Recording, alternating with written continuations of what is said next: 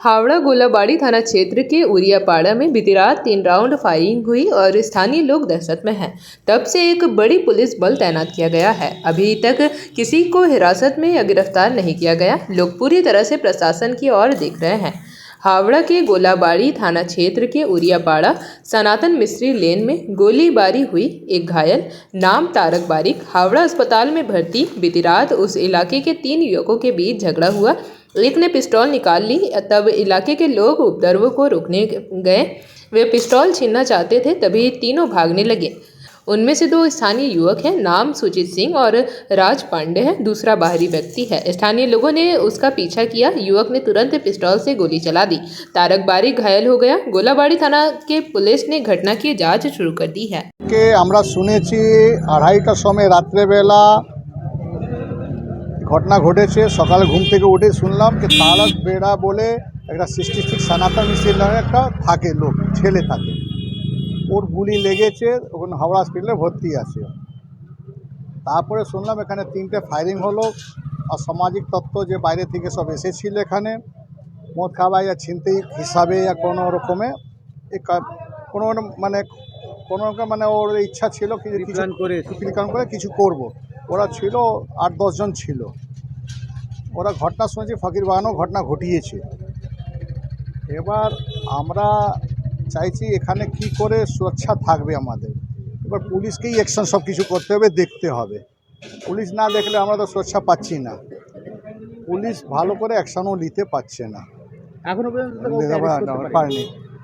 যে আমাদের গোলাবাড়ি থানা ফুটেজ এখানে ক্যামেরা লাগানো আছে পাশে, তারপরে কিছু বিল্ডিং বাড়িওয়ালা ক্যামেরার মধ্যে সব কিছু ফটোগুলো সব এসে গেছে।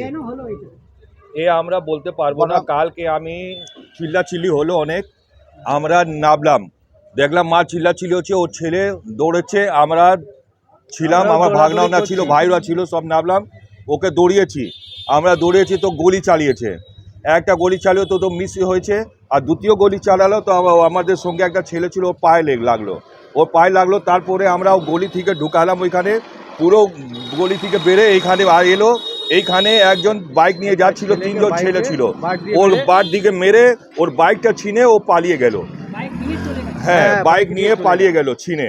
তারপরে আমরা ওদেরকে যত দৌড়াতে পারি দৌড়িয়েছি, তার ওর হয়নি।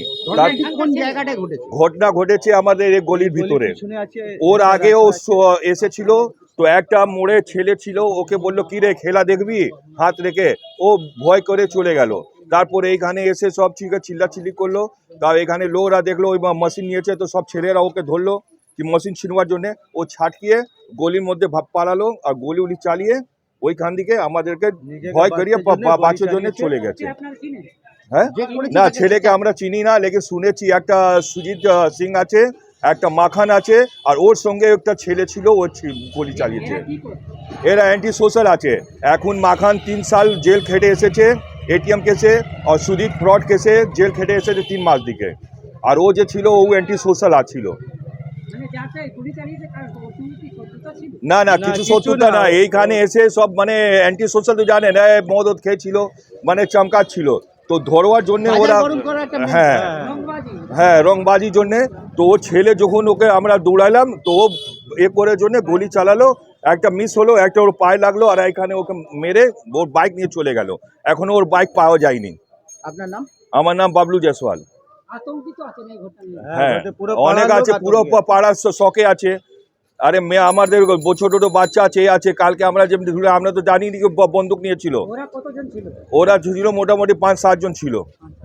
হ্যাঁ, না ও তো আমরা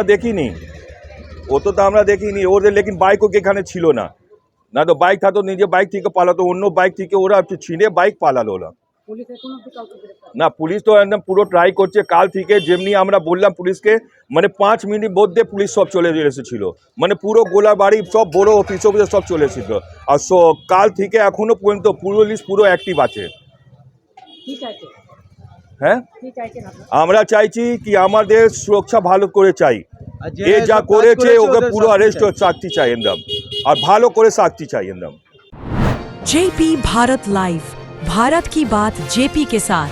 वीडियो को लाइक करें, शेयर करें और चैनल को सब्सक्राइब करें।